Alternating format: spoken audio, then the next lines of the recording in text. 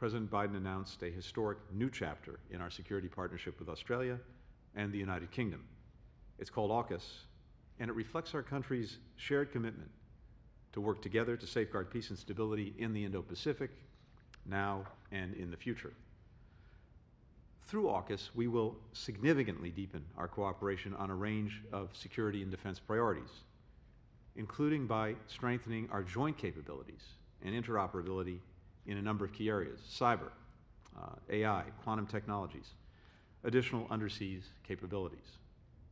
We'll also work to sustain and deepen information and technology sharing between our countries, and we'll foster a deeper integration of security and defense-related science, technology, industrial bases, and supply chains. The first initiative under AUKUS is our shared ambition to support Australia acquiring nuclear-powered submarines for the Royal Australian Navy. We're now embarking on a trilateral effort to identify the best way to deliver that capability. I want to emphasize that there is no regional divide separating the interests of our Atlantic and our Pacific partners. This partnership with Australia and the United Kingdom is a signal that we're committed to working with our allies and partners, including in Europe, to ensure a free and open Indo-Pacific. We welcome European countries playing an important role in the Indo-Pacific. We look forward to continued close cooperation with NATO, with the European Union, and others in this endeavor. France, in particular, is a vital partner on this and so many other issues, stretching back generations, and we want to find every opportunity to deepen our transatlantic cooperation in the Indo-Pacific and around the world.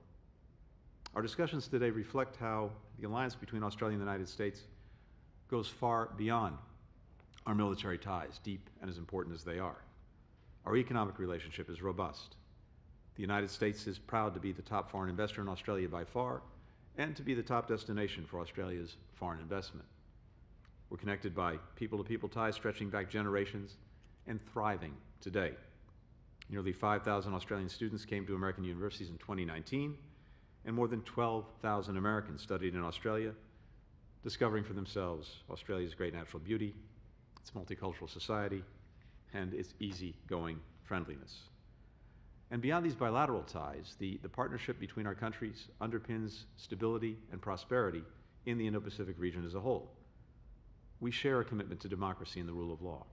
We stand up for human rights and stand together against threats to democratic governance, including state-sponsored disinformation. We work together to help neighbors in the Indo-Pacific and to take on urgent global challenges. For example, we're working together, both bilaterally and through the Quad and other global fora, to stop the COVID-19 pandemic. Today, we also discussed the urgent need to respond to the climate crisis by making significant progress in cutting emissions by the end of this decade.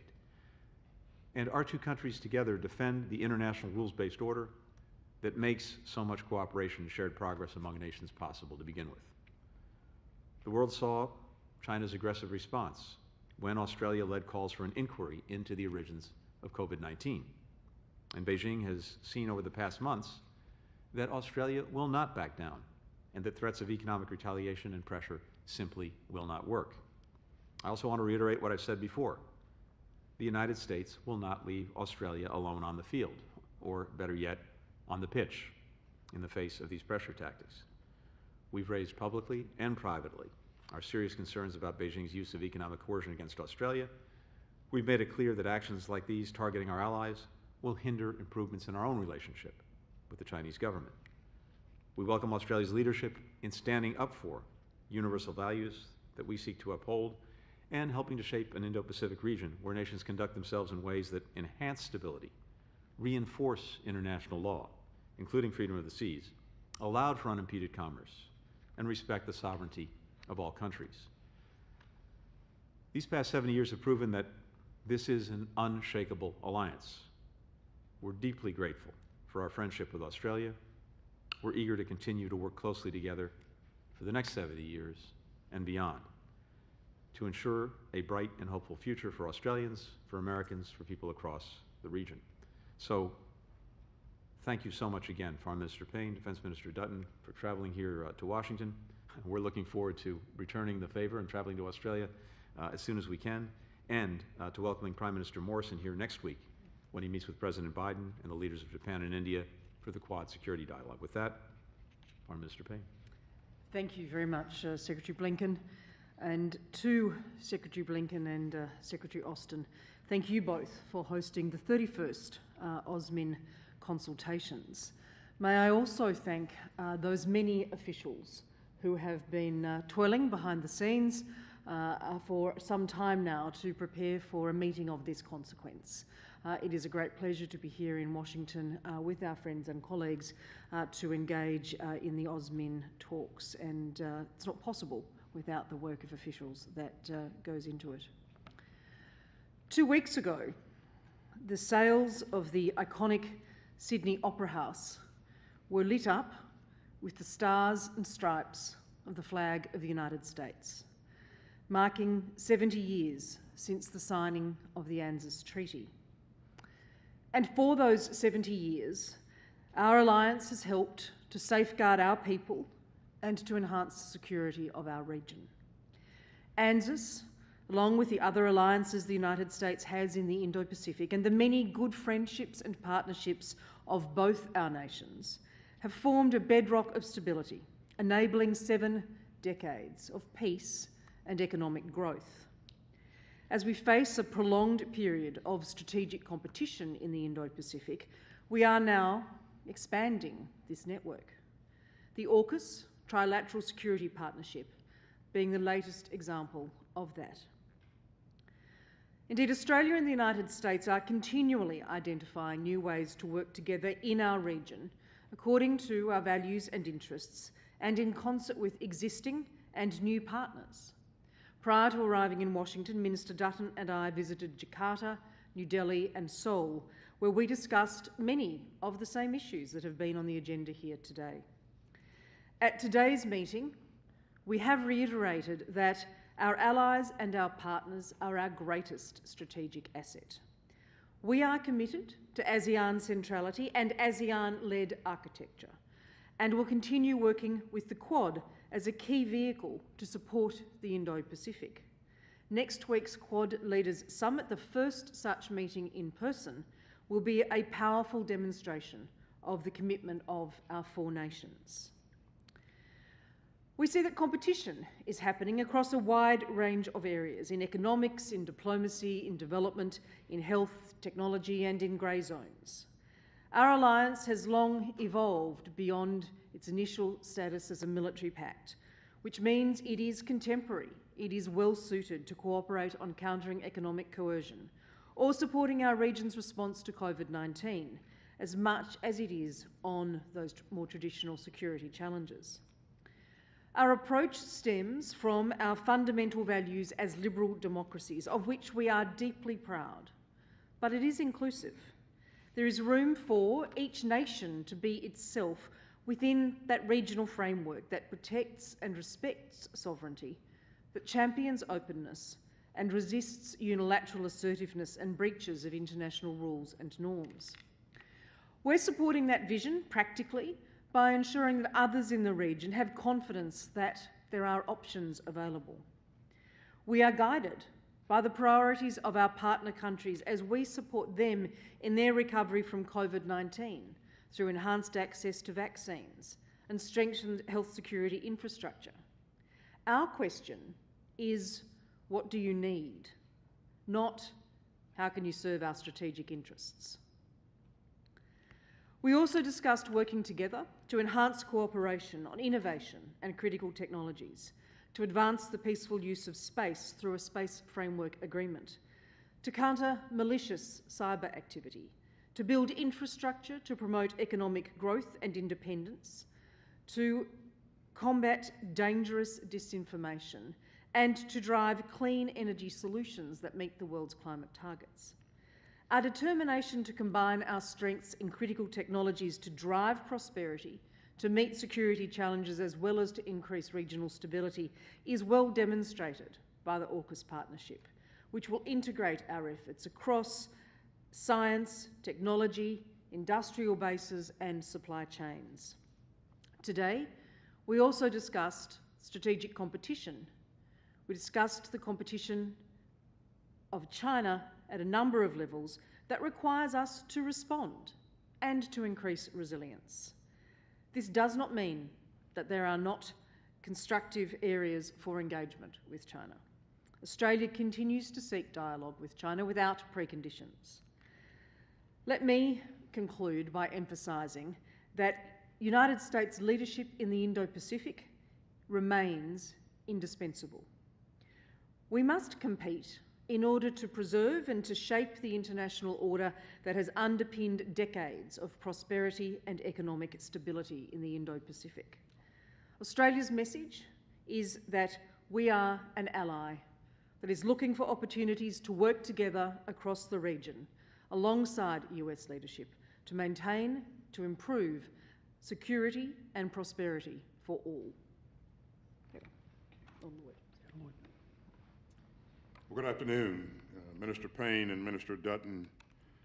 Let me also thank you for coming all the way to Washington to join us. It's great to see you. Your presence here reflects the strength of what we're proud to call the unbreakable alliance. Our alignment on the most important strategic issues of the day attests to the enduring value of our partnership. And speaking of partners, I want to thank my friend and colleague, Secretary Blinken, for welcoming us all to the State Department. Tony, you've been a great host, and thanks for having us. As my colleagues have made clear, the United States and Australia share an enduring bond, united by our common values and common interests, and deepened through more than a century of shared battlefield sacrifice from the Somme to Afghanistan. It's not lost on me, and certainly what Secretary Blinken highlighted just a moment ago, that Australian troops have been at our side through thick and thin, through every conflict of the modern era, and certainly over the last 2 decades. I've served with and fought alongside our allies from down under, and I can attest to their bravery, their skill, their professionalism in the face of danger. I'm extraordinarily grateful for their courage and for their mateship. And here today, we still stand shoulder to shoulder as mates, ready to face the challenges and the opportunities of the future. And that's what this new trilateral security partnership between the US, the UK, and Australia is all about. And as Secretary Blinken noted, an important first step for AUKUS will be our efforts to help Australia acquire nuclear-powered submarines. This will significantly improve the Australian Navy's reach and defensive capabilities. It will also help to contribute to what I call integrated deterrence in the region. The ability for the United States military to work more effectively with our allies and partners in defense of our shared security interests. This morning, we had a robust discussion across the full range of those security interests to include terrorism, climate change, and the increasingly contested security environment in the Indo-Pacific. We spoke in detail about China's destabilizing activities and Beijing's efforts to coerce and intimidate other countries, contrary to established rules and norms. And while we seek a constructive, results-oriented relationship with the PRC, we will remain clear-eyed in our view of Beijing's efforts to undermine the established international order. Now, let me also take a moment to thank Australia for its continued support of the Marine Rotational Force, Darwin, which is completing its annual deployment despite the difficulties of COVID-19. I'm proud of the breadth and the depth of our alliance, and it's only getting stronger. Yesterday, Minister Dutton and I signed a statement of intent that will expand our efforts to co-develop advanced defense capabilities.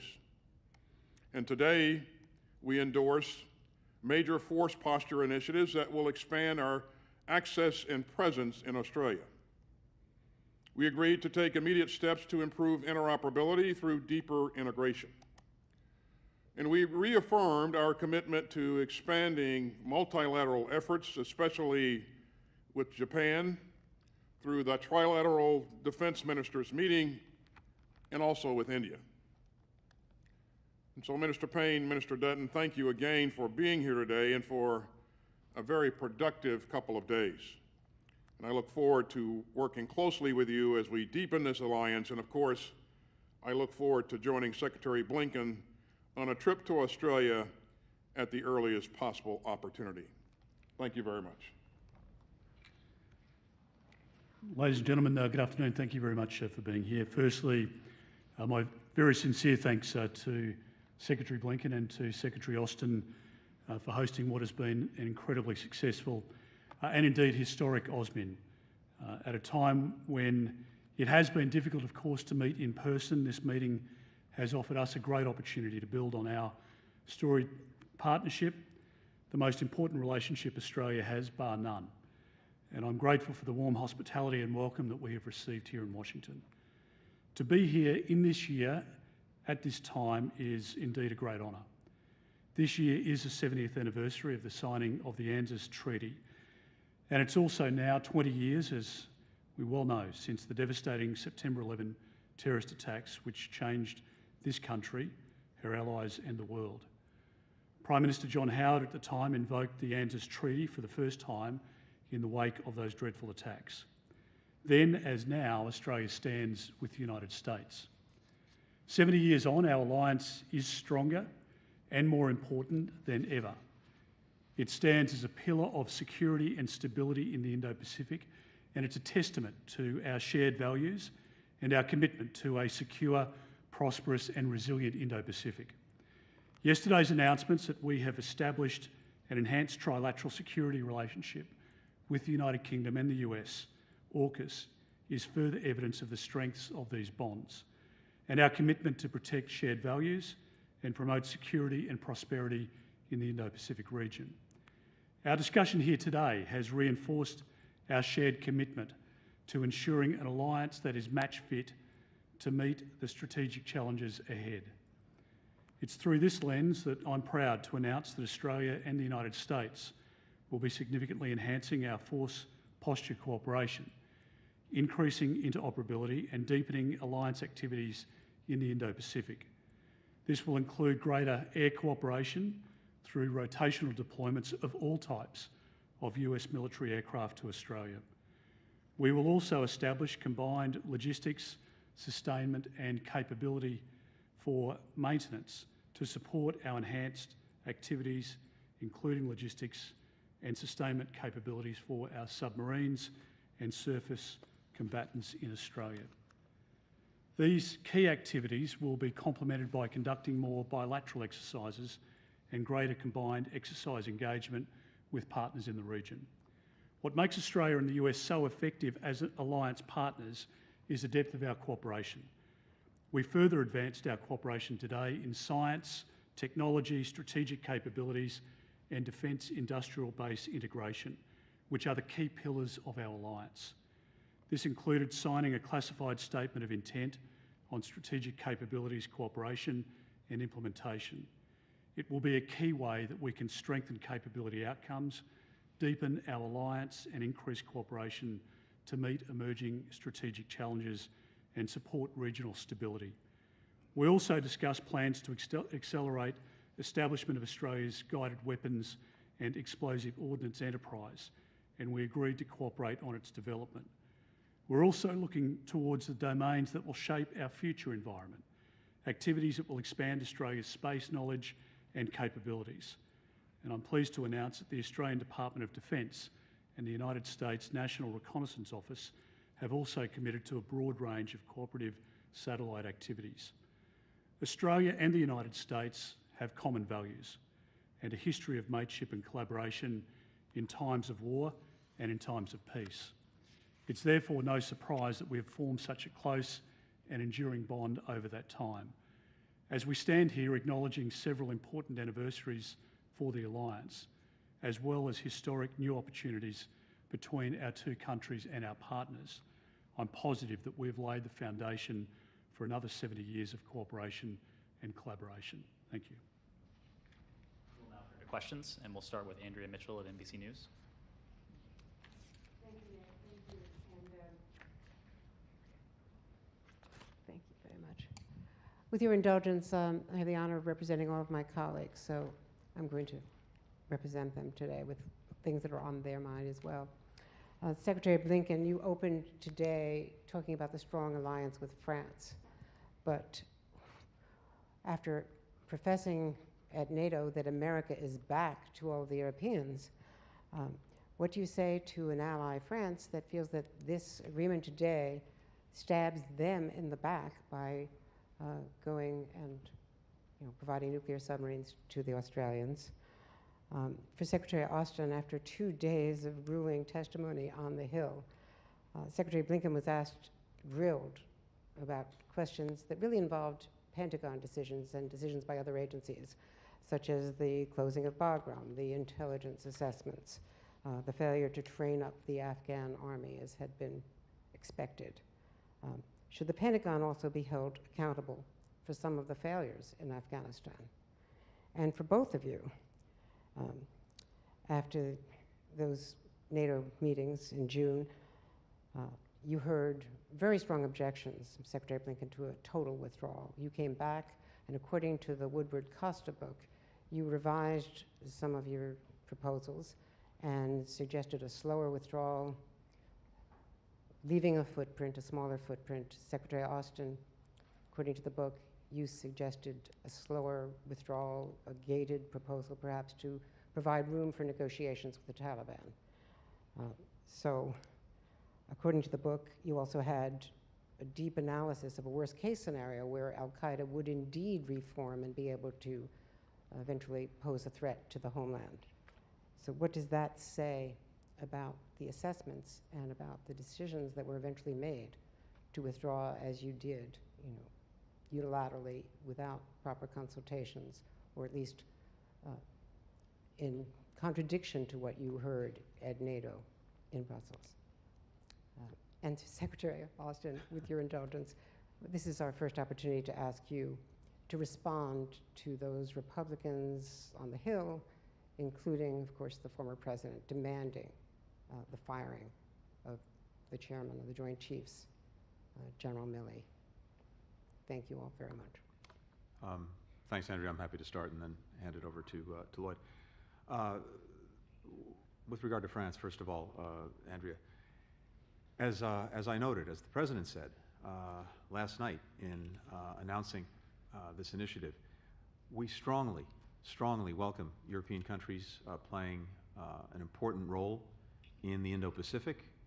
We look forward to continued close cooperation with NATO, with the EU, and others in this endeavor. One of the hallmarks of the conversations that Lloyd and I both had over these many months in Europe, at NATO, as well as with the EU, has been their own increased focus and attention on the Indo-Pacific and the work that we can do together in that regard. And as I said, France in particular is a vital partner on this, on so many other things, stretching back a long, long time, but also stretching forward into the future, as we've discussed in depth in my many conversations with my French counterpart, President Biden, with President Macron, including at the NATO summit, at the G7, and other places. And we want to find every opportunity now to deepen transatlantic cooperation in the Indo-Pacific and around the world. We've been in touch with French counterparts in the last 24, 48 hours to discuss AUKUS, including before the announcement. I'll leave it to our Australian partners to describe why they sought this new technology. But as the President said, and I want to emphasize again, we cooperate incredibly closely with France on many shared priorities in the Indo-Pacific, but also beyond, around the world. We're going to continue to do so. We place fundamental value on that relationship, on that partnership, and we will carry it forward in the days ahead.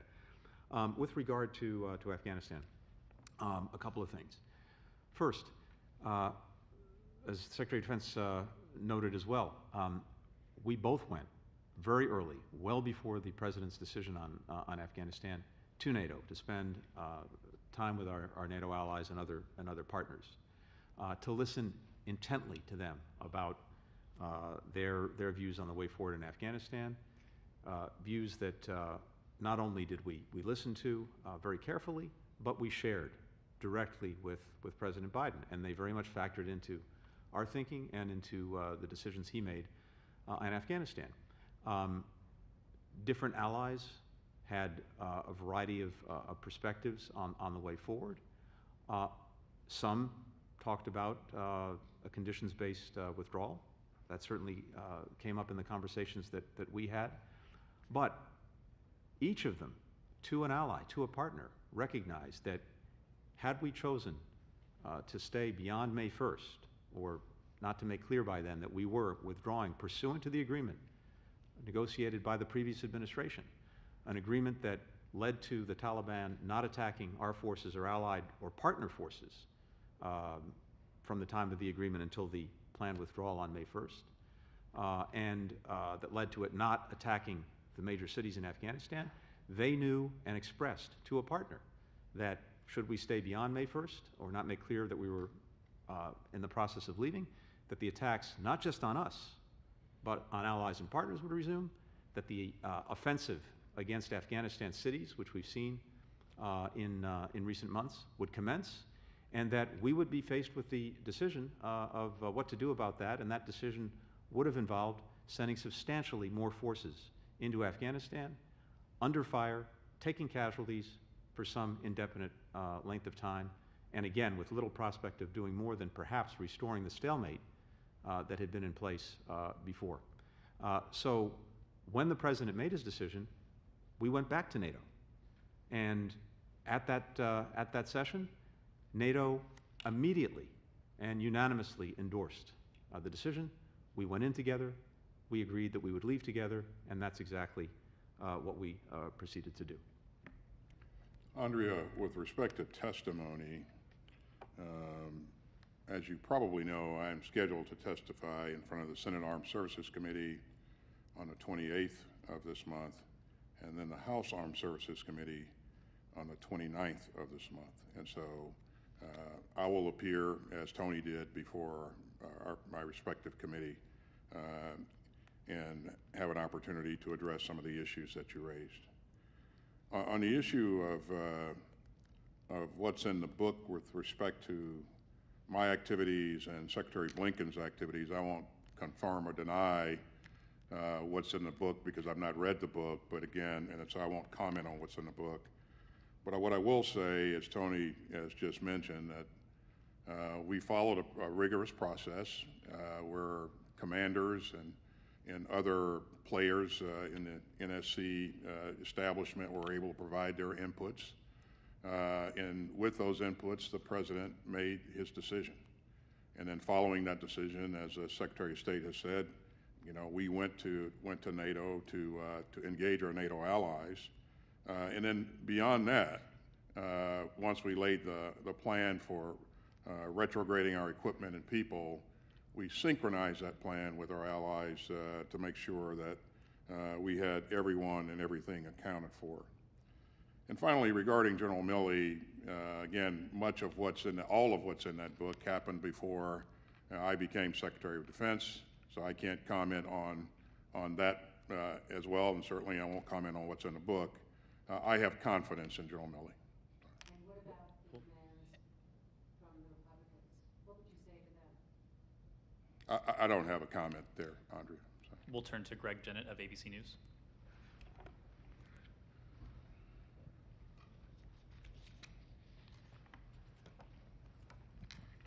Good afternoon, and thank you for this opportunity also on behalf of the colleagues. My questions, there's only two, are primarily directed to the secretaries, but no doubt Ministers Payne and Dutton may choose to respond.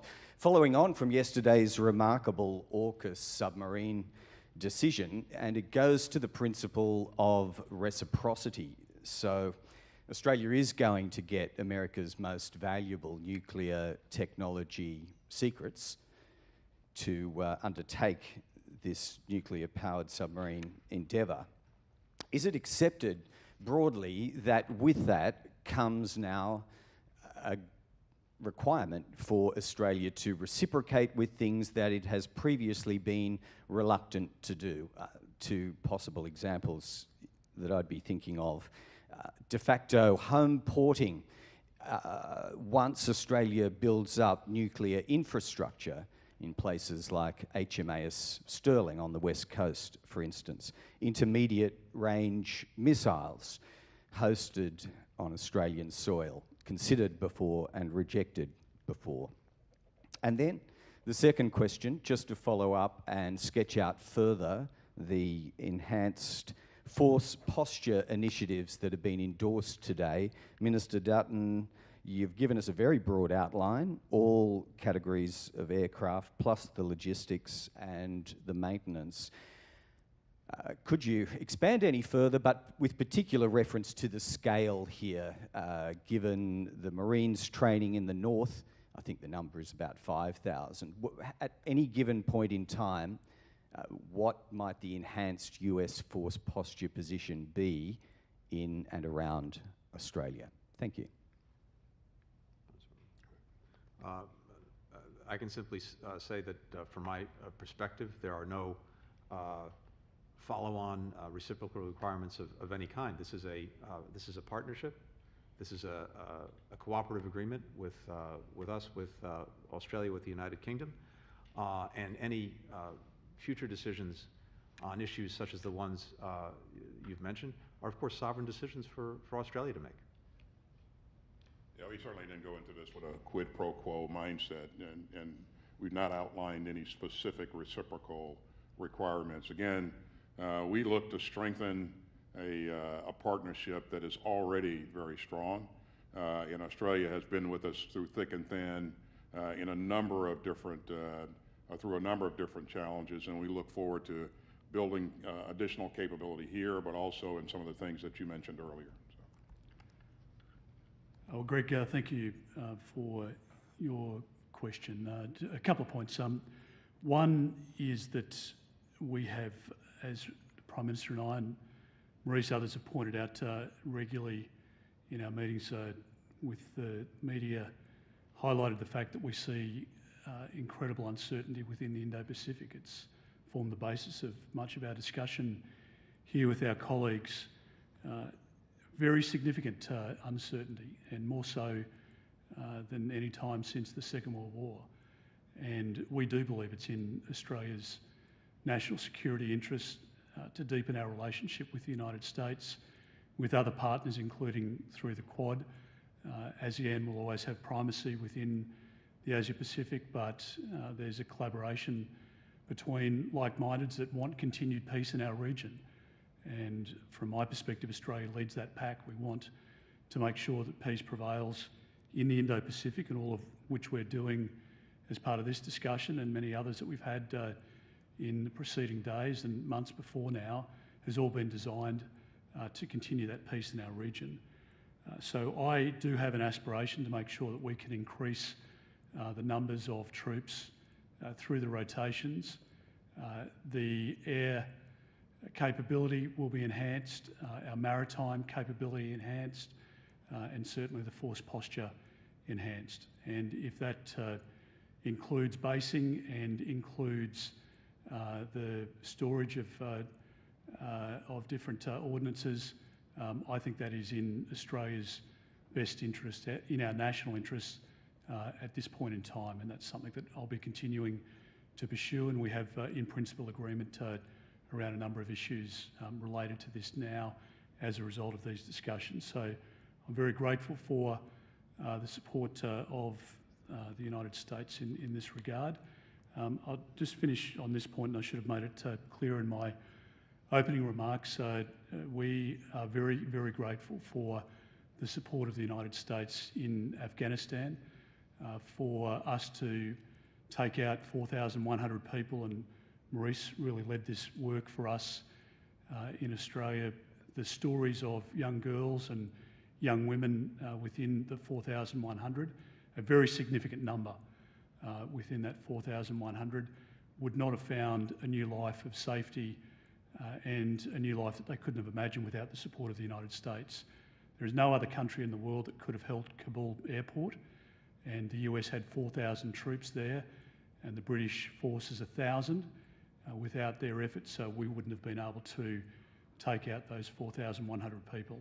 And I think, frankly, it's time for people to pause, reflect on that, and to acknowledge the sacrifice that's been made over a 20-year period. But for those 4,000 troops and the Brits to be there along with others, there were no European countries, no Asian countries, no Middle Eastern countries prepared to step up and provide that support. And as a country, we're very grateful for what the United States was able to do.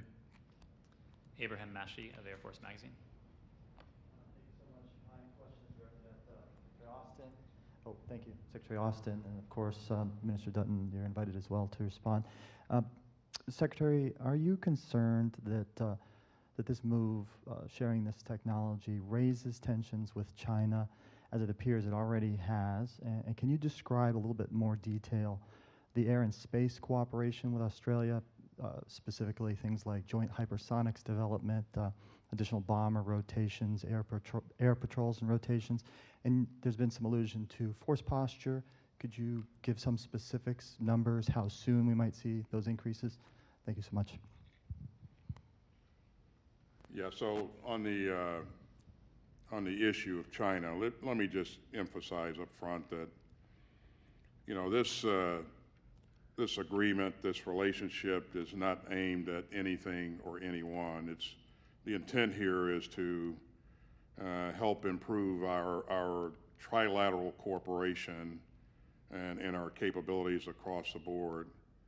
And the first step is to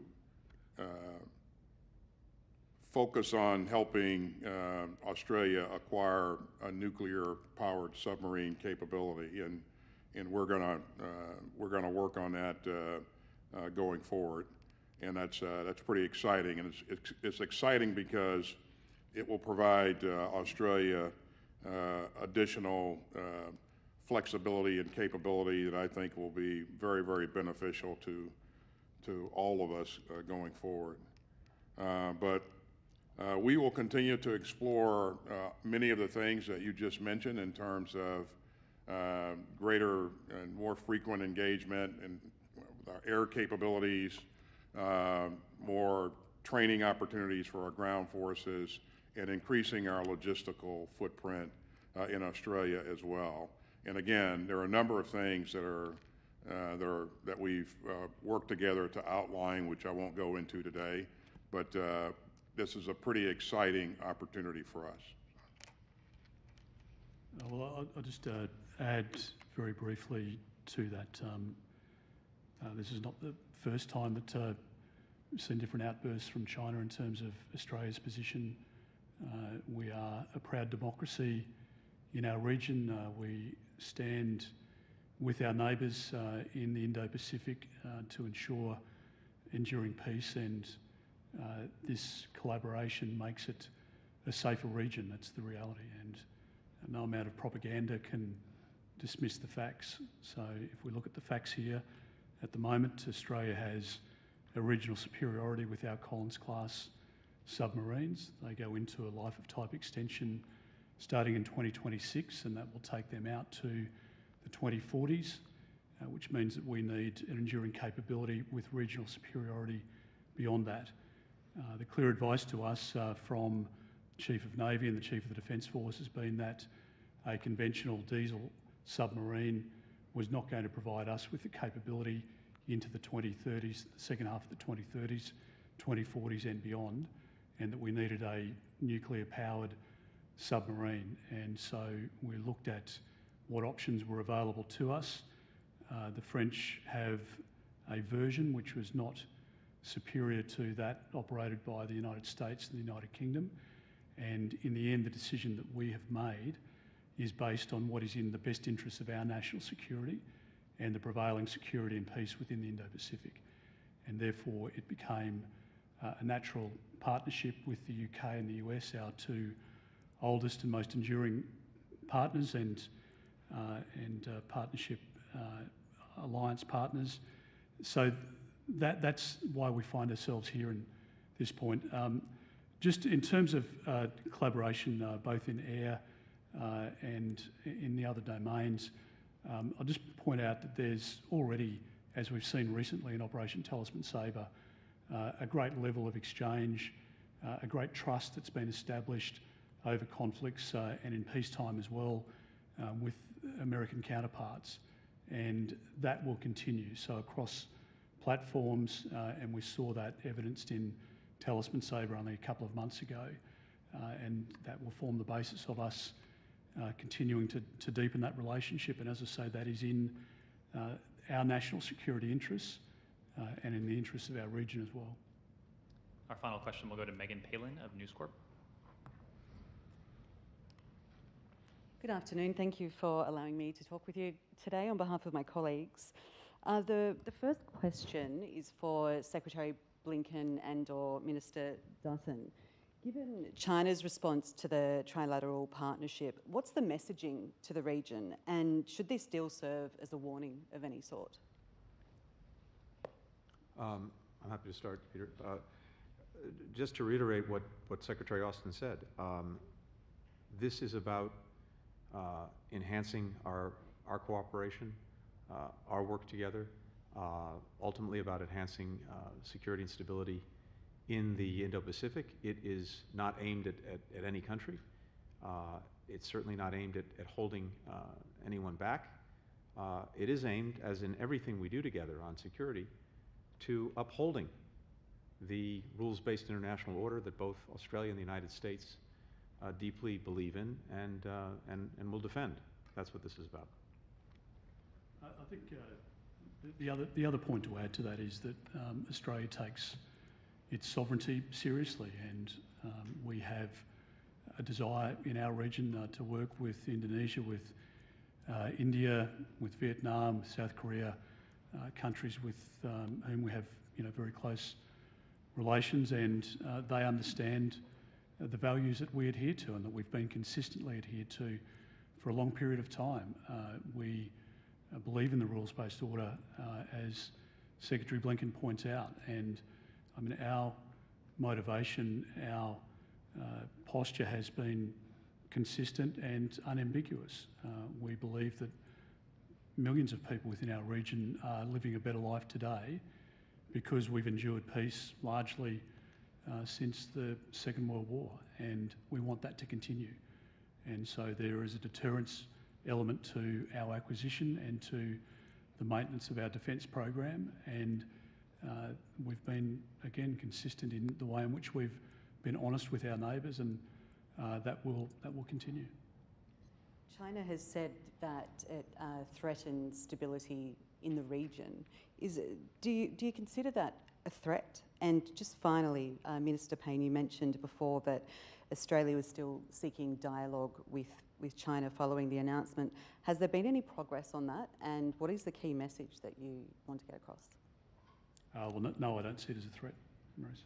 We've been very consistent in reiterating our desire to have constructive engagement with China, and we have consistently reiterated that we place great importance on the relationship. But as we engage with China, we'll always consider our own national interest, as any sovereign nation would, as the Minister for Defence has stated here today. We are open to dialogue. The Prime Minister said yesterday at his media conference in Australia, there is an open invitation for President Xi to discuss these and any other matters. That has always been there. The same goes for me with my counterpart, with Minister Dutton with his, Minister Payne, for example, with his. Dialogue actually is helpful. Dialogue is constructive. Dialogue enables the airing of any differences, the ventilating of any concerns. And so we would continue to encourage that. I regret that it is consistently not taken up. It seems to me that mature actors would consider that in a constructive way. Thank you all. That concludes the press conference. Thank you very much.